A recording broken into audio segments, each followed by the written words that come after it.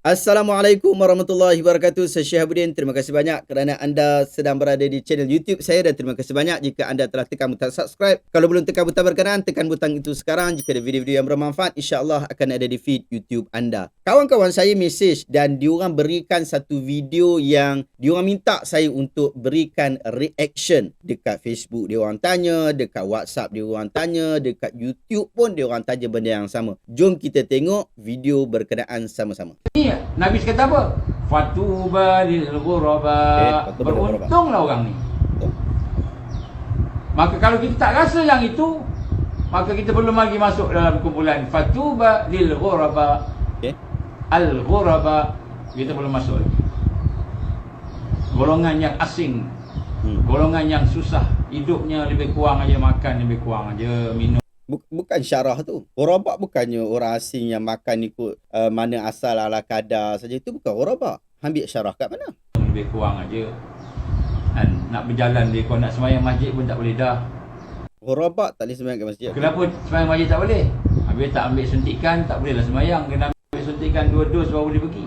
Pergilah ambil suntikan. Kalau dah kita kata kita dah tak boleh suntik, melainkan tak boleh solat Jumaat, tak boleh solat jemaah melainkan kena suntik, suntiklah, apa masalah? Nak sembahyang Jumaat tak boleh dah.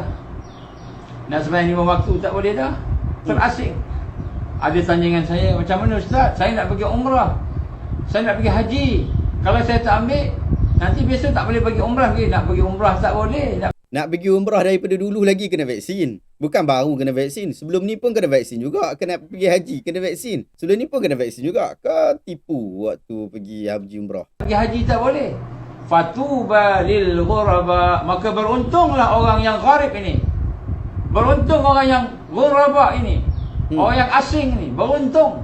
Beruntung. Siapa kata? Rasulullah sallallahu alaihi wasallam. Rasulullah kata untung. Disebabkan isu hang tak tekan vaksin, Rasulullah kata untung. Merah. Jadi kita dah mula sampai ke hakul yakin ni. Kita mula rasa dalam diri kita bahawa kita berada di mulkan Jabariyah. Bukan Jabariyah. Maka berapa orang Mulkan Jabariyah ni maksudnya adalah kerajaan yang zalim tau. Mulkan Jabariyah. Kita rasa kita duduk dekat kerajaan yang zalim. Kawan-kawan yang berjuang ni mula telefon saya, tanya pandangan saya, macam mana Ustaz? Kita ni masih lagi ke macam gini? Sebab saya tengok tak ada saintis-saintis yang backup kita. Oh, bagus tu. Nampak tu? Hujah yang bagus tu. Dah ada kedetikan yang bagus daripada kawan-kawan Ustaz Nur Azman ni. Maksud tak ada saintis yang backup. Okey, cantik. Tak ada pakar-pakar yang backup kita. Oh, tak ada pakar-pakar yang backup. Bagus tu. Tu nampak dia nampak dah jalan nak pergi balik kepada kebenaran dah ni. Ustazah, ulama-ulama dunia. Ulama-ulama dunia, ustaz-ustaz dan ustazah-ustazah pun dah bersetuju. Maksudnya majoriti dalam keadaan soleh dalam bab ni. Kita tengok apa yang dia kata. Dia pun dah mula dah. Kan, ulama yang bertahan dibunuh. Ulama yang bertahan dibunuh. Siapa ulama yang kena bunuh? Siapa ulama yang bertahan dibunuh? Mereka dibunuh. Oh, di Afrika. Di Afrika ni bukan takat ulama yang elok saja dibunuh, yang tak elok pun dibunuh. Semua orang dia pernah bunuh. Tapi bukannya termasuk kepada semua Afrika tu. Aduh. Tapi betul ke? Betul ke dakwaan berkenaan? South Africa ada yang dibunuh, 3 orang mati dibunuh. South Africa ni memang terkenal tempat-tempat yang memang kita kata teroris ada dekat situ, tempat-tempat yang bukan dalam keadaan aman. South Africa bukan tempat aman. Dia bukan tempat aman. Dia bukan macam Malaysia. Yang mengeluarkan fatwa. Kan, saya ni bukan apa-apa. Saya ni tak ada apa pun, kecil je, kerdil ni. Tak masuk dalam dia punya radar pun. Tak ada apa-apa, kesan impact pun tak ada apalah. Tapi hak besar-besar tu yang tak bersama dia bunuh. Sama macam sahabat dulu dibunuh, Sumayyah dibunuh, Yasir dibunuh. Ada yang terpaksa berpindah, berlari keluar dari tempatnya nak ditangkap. Ini mulkan Jabariyah. Mulkan Jabariyah. Dan hakul yakin. Dia ulang sekali lagi, mulkan Jabariyah. Kerajaan ataupun pemerintahan yang kejam. Kita dah mula rasa. Habis macam mana Ustaz? Kita ni nak buat macam mana ni? Takkan kita tak nak ikut? Ketakutan mula masuk dalam hati kita. Sebenarnya tadi dah okey dah. Adakah kita tak nak ikut disebabkan pakar tak ikut, ulama-ulama tak ikut, apa dia ustaz-ustaz tak ikut, ustazah-ustazah tak ikut, saintis-saintis tak ikut. So kalau ikutkan majoriti tu dah bagus dah tu. Kita kena ikut dah majoriti yang bagus ni. Dia kata apa? Dengan ancaman tadi, kita ni seorang-seorang kita ni seorang-seorang kita. Kita ni minoriti, kita ni dikepung, kita ni diancam, dipaksa, mana boleh. Kalau kita tak ikut, macam mana kita nak travelling, nak rentas daerah pun tak boleh, nak rentas negeri pun tak boleh, nak balik nyembah mak pun tak boleh. Takkan nak balik nyembah mak tak boleh, takkan nak pergi haji umrah tak boleh. Maka kita dah mula berfikir, kan? Berfikir. Maksudnya kita dah mula berfikir tu bahasa bagus dah tu. Sebab dah mula berfikir. Kau tahu tadi dia jenuh kan? Tu dah mula berfikir. Bagus dah tu, bagus dah tu. Kita tengok sepatutnya biasanya bila bagus dah macam ni, ustaz-ustaz kita akan bagi tambah lagi bagus. Kita tengok. Bahawa kita kena ikut lah ni, kena ikut ni. Maka saya pun bercakap dengan dia. Allah gambarkan, kan? Wa'in tutik. Ini sekiranya kamu ikut mereka yang majority kasir kasir, mereka siapa yang majority yudilluka an sabi. Astaghfirullahalazim. Astaghfirullahalazim. Sifat Ustaz. Tadi Ustaz dah sebut ulama, saintis, ustazah, apa dia orang yang pandai-pandai ni. Yang ni aksari, ni orang yang cerdik ni. Fasalu ala zikrin kuntum ta'lamun. Hang tak tahu kena tanya orang-orang yang tahu ahli zikir. Ni ada ahli zikir dah ni. Lepas tu boleh pergi kata sesat pula. Aduh. Ayya ala salah. Istighfar. Mereka akan menyesatkan kamu daripada jalannya. Aduh.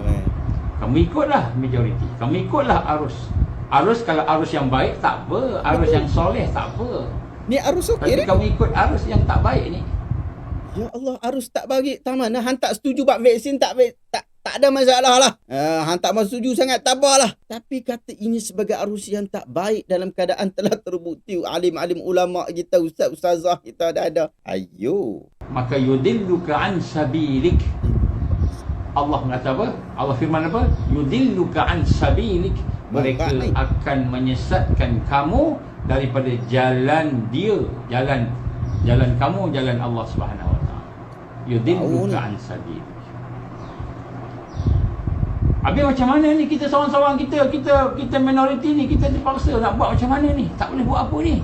Ini mula kita merasai dalam hati kita hakul yakin. Ni kita betul-betul ni mulkan jabariyah ni. Kita ni mulkan jabariyah ni baru kita rasa. Mulkan jabariyah. Kepimpinan yang zalim. Maka pada ketika itu apa kata Nabi sallallahu alaihi wasallam? Bilalah kerajaan. Kamu berpeganglah dengan dua perkara ini. Yang mana kamu tidak akan sesat sampai selama-lamanya.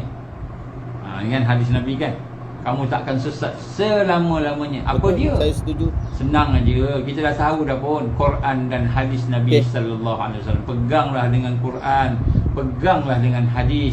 Jangan pegang dengan orang. Ya Allah. Yang orang yang hang sebut tadi, yang ustaz sebut tadi, orang-orang tu tadi tu, mereka semua ni berpegang kepada Quran dan Sunnah. Sebab tu mereka bagi fatwa macam tu. Kita bagi ulas sikit. Jangan pegang dengan majoriti. Jangan pegang dengan arus. Pegang dengan Al-Quran dan Sunnah. Barulah kita nampak hakul yakin. Hakul yakin, perasaan yang yakin dengan kebenaran itu, baru nampak Al-Quran. Kalau tak kita takut. Jadi baru kita tahu rupanya kita ni tidak tarbiyah diri kita, tak meningkat. Sebab kita masih takut. Dan majid pun jadi semakin takut. Makin jadi penakut. Hari-hari menakutkan. Bukan hari-hari kita semakin berani. Semakin menakutkan. Main tarbiyah tak berjalan. Walaupun kita kata kita berjuang. Saya berjuang. Tapi tarbiyah tak berjalan. Apa bukti tarbiyah tak berjalan? Kita takut dengan makhluk. Takut dengan majoriti. Takut kehilangan dunia. Takut tidak bertambahkan keberanian kepada Allah Subhanahu wa taala. Ini takut yang diharamkan oleh Allah. Takut yang mensyirikkan Allah. Ini satu benda yang kita nampak. Jadi nak buat macam mana? Saya kata dengan kawan ni, senang aja. Apa dia? Macam mana Ustaz? Senang aja. Apa dia? Kita pegang dengan Quran kita pegang dengan hadis Nabi sallallahu alaihi wasallam, pegangan Al-Quran dan Sunnah. Betul. Dua ni kita pegang. Betul. Maka selepas Quran, lepas hadis, apa dia? Ijma' ulama. Ijma' ulama. Betul. Ijma' ulama, bukan ulama sekarang. Ulama salaf tu. Ijma' ulama salafus salih tu. 300 tahun yang awal. Bukan Habis ijma' ulama sekarang tak boleh pakai ke? Aduh. ulama-ulama yang terakhir ni yang nampak macam bagus hujahnya, kita nak kena ikut hadis sahih sahaja. Kita kata kita nak kena ikut hadis sahih saja. Hadis tak sahih tak boleh. Okey, dah habis. Video yang saya sampaikan kepada saya dah habis dah. Sahabat-sahabat, apa yang saya lihat dalam video ni, Ustaz Nur Azman telah tersilap dalam memberikan penjelasan berkaitan tentang hadis ghuraba, demikian juga hadis mulkan jabariyah. Saya nak ulas berkaitan tentang hadis ghuraba saja sebab intipati kebanyakan di dalam video ini adalah berkaitan tentang hadis ghuraba. Tapi saya nak kena bagi disclaimer juga sebelum kita nak sebut. Lagi orang duk kata macam-macam pula. Yang pertama sekali, kita nak disclaimer kat sini ialah saya tidak akan memberikan ulasan kritikan secara peribadi. Bahkan beberapa tahun lepas saya memang kenal dengan Ustaz Nur Azman dalam keadaan bahkan saya pernah ajak anak dia dekat satu sekolah dekat Lembah Kelang. Saya kenal beliau sebagai seorang yang bagus, soleh, bekerja kuat dalam aktiviti NGO dan seumpama dengannya. Beliau pun pernah masuk satu program Lifeline for Gaza yang kita kata memang orang berani sungguh lah pergi-pergi lah. Kalau orang tak berani memang dia tak akan pergi dalam program tu. Jadi kita kata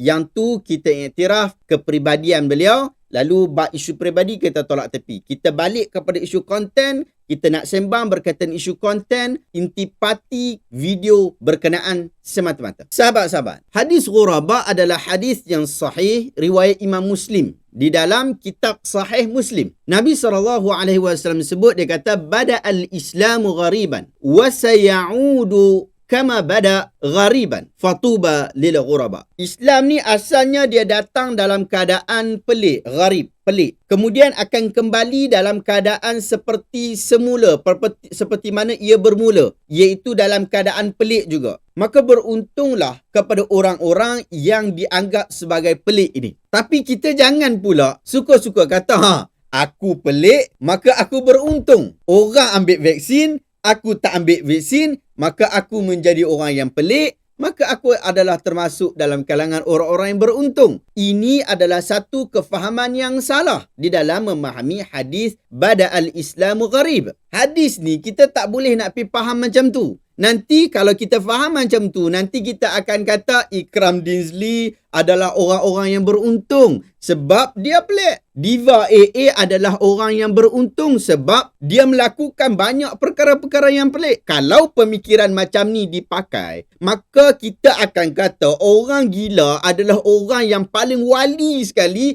yang paling pelik dan dia paling beruntung di sisi Allah. Kita akan kata Abang Dan Bramboi yang pakai selipar dekat lengan tu adalah orang yang paling bagus sekali dan paling beruntung sekali sebab dia adalah orang yang pelik. Mungkin dia dah jadi wali majzub. Sahabat, bukan macam tu cara berfikir dan bukan macam tu cara faham hadis ni. Dan ulama-ulama tidak memahami hadis ini seperti itu. Para ulama bersepakat bahawa maksud orang pelik dalam hadis ini ialah nasun salihuna qalilun fi nasin su'in kathirin man ya'sihim aktsaru mimman yuti'uhum. Satu kumpulan manusia yang baik tetapi bilangan mereka ni kecil, sedikit. Yang berada dalam kumpulan manusia yang buruk yang ramai. Orang yang mengingkari mereka adalah lebih ramai daripada orang yang mentaati mereka. Dalam keadaan orang tu dah perfect elok dah. Kumpulan kecil ni, kumpulan yang perfect elok dah, bagus dah, ikut Quran dah, ikut sunnah dah. Tapi dia ditentang oleh orang yang tak mau ikut Quran, tak mau ikut sunnah. Orang-orang yang jahat. Dia ditentang oleh kumpulan tu.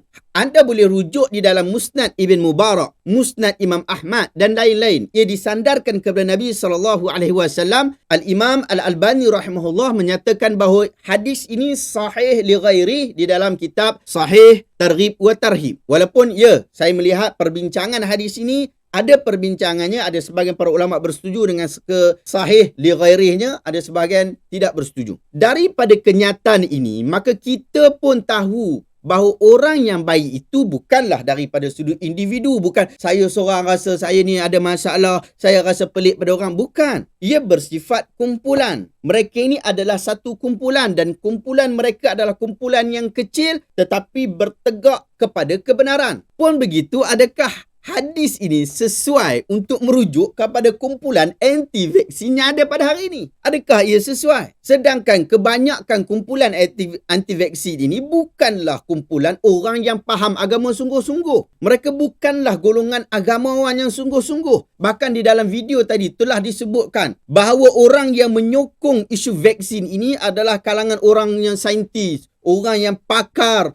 orang yang agamawan, ustaz, ustazah, ulama-ulama. Tapi anti-vaksin itu bukan daripada kalangan mereka. Apatah lagi kumpulan ini terdiri daripada mereka yang banyak mendakwa-dakwi tanpa sebarang bukti. Dulu mereka kata COVID tak ada. COVID ni permainan orang tu, permainan orang ni. Sekarang mereka dah percaya COVID itu ada. Kemudian tak nak ambil vaksin pula. Macam-macam mereka ni. Bahkan mereka ini daripada sudut keilmuan dipertikaikan. Orang ulama-ulama kita yang kata boleh tu, yang mengatakan berkempen untuk vaksin itu, menyebutkan tentang konsep istihalah. Kumpulan-kumpulan ni, bab istihalah pun tak settle lagi. Bab istihalah pun mereka tak dapat faham. Mereka duk kata ini haram, ini haram. Tapi mereka tak faham konsep halal dan haram dalam Islam. Mereka kata vaksin ni haram sebab guna barang najis, guna janin, guna barang-barang haram. Sedangkan mufti-mufti telah menyatakan ia halal dan terkeluar daripada isu haram. Berapa kali nak abang? Kumpulan ini, mereka waktu mereka pakai baja najis untuk diletakkan dekat pokok. Lalu pokok itu jadi subur, keluar buah. Mereka ambil buah berkenaan, mereka jual, mereka makan. Eloknya. Padahal tadi yang guna tadi itu adalah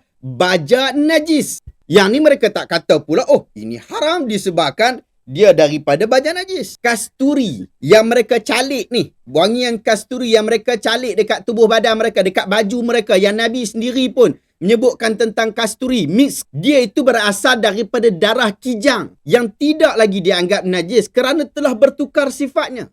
Bangkai yang telah bertukar menjadi tanah sehingga hilang sifat bangkai, tanah itu bersih dan kita boleh tayamum dekat situ. Jika benar kita kata mereka ini adalah kumpulan-kumpulan pelik yang beruntung, adakah kita akan kata ulama-ulama yang lebih baik ilmunya daripada kumpulan-kumpulan ini yang terbukti jauh macam jarak Perlis dengan Paris, adakah ulama-ulama ini tidak lebih baik daripada mereka? Adakah mereka yang mereka kata mereka dakwa mereka kumpulan kecil ini adalah lebih baik daripada alim-alim ulama yang telah menggunakan Quran dan Sunnah di dalam berhujah? Adakah mereka lebih baik daripada kefahaman Syekhul Azhar, Dr. Ahmad Taib, Syekh Dr. Yusuf Al-Qaradawi, Dr. Abdullah bin Bayyah, Dr. Abdul Sattar Abu Ghudah, Syekh Dr. Ali Al-Qaradari, Syekh Abdul Aziz bin Abdullah bin Bas. Bahkan saya yakin sebahagian mereka nama-nama ni pun mereka tak kenal. Fadilatul Syekh Dr. Sa'ad bin Nasir Asy-Syathri, anggota jawatan kuasa kibar ulama Arab Saudi. Anda kata nak pergi haji, nak pergi umrah.